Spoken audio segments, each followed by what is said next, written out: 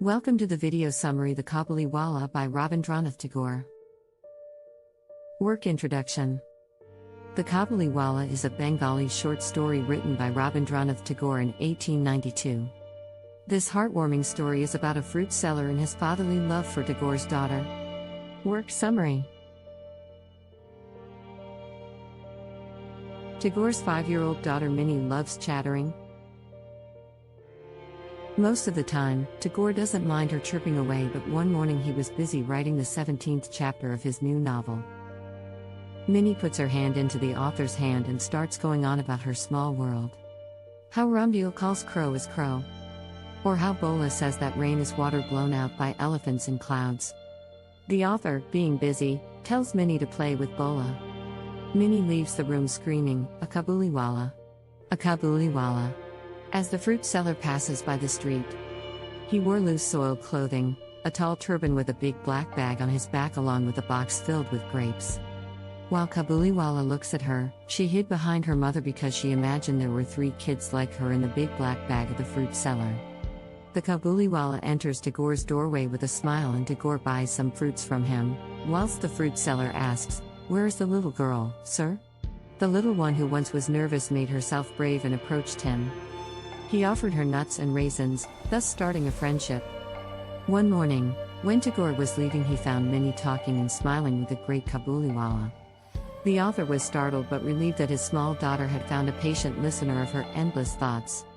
The corner of the little girl's sari was filled with almonds and raisins. Tagore even gave 8 anna, money, to the fruit seller, which he took right away. After his return, he was overwhelmed when he noticed the bright 8 anna in Minnie's hands. Days passed, but the affection between Minnie and the Kabuliwallah only grew stronger.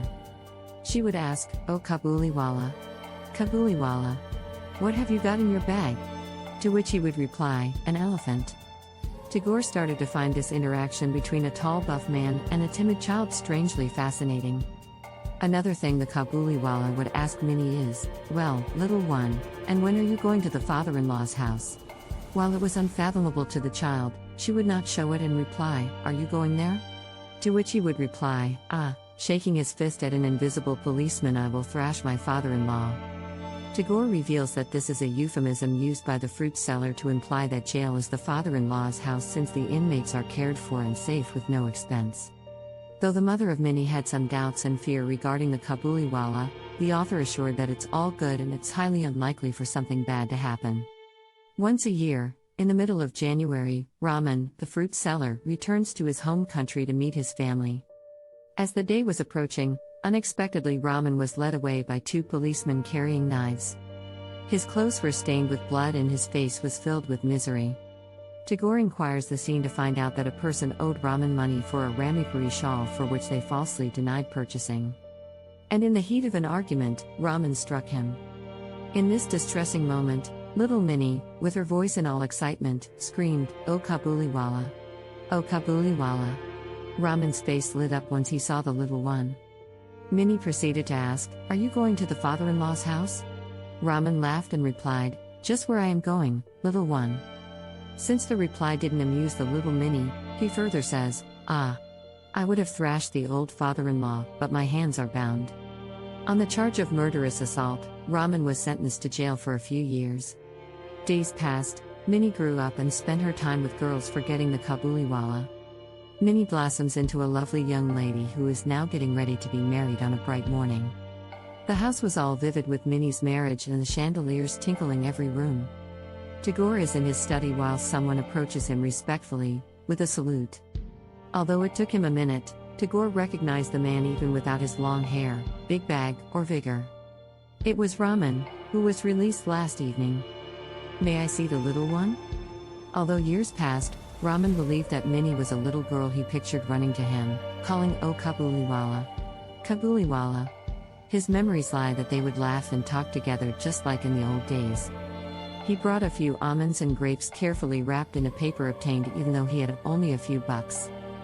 Tagore declines as there is a ceremony in the house and he wouldn't be able to see anyone.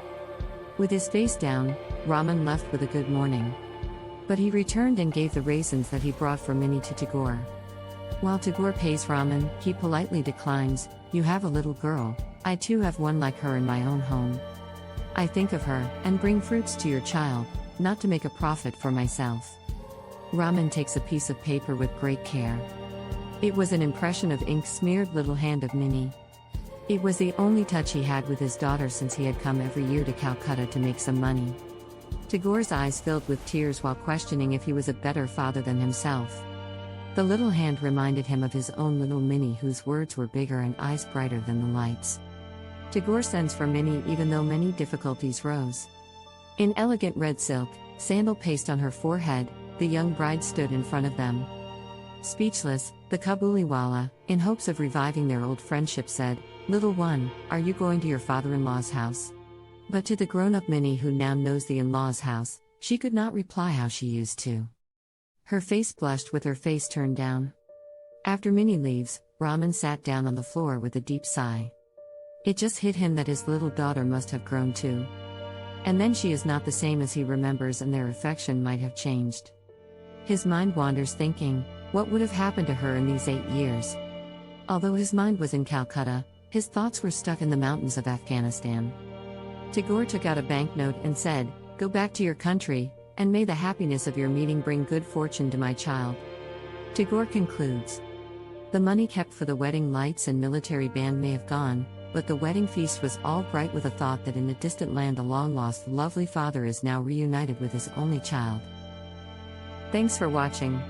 If you liked our video, please like, share and subscribe to our channel. Click the link below to follow us across other social media platforms and our website, where you can read many such easy summaries of English literature. www.literpretation.com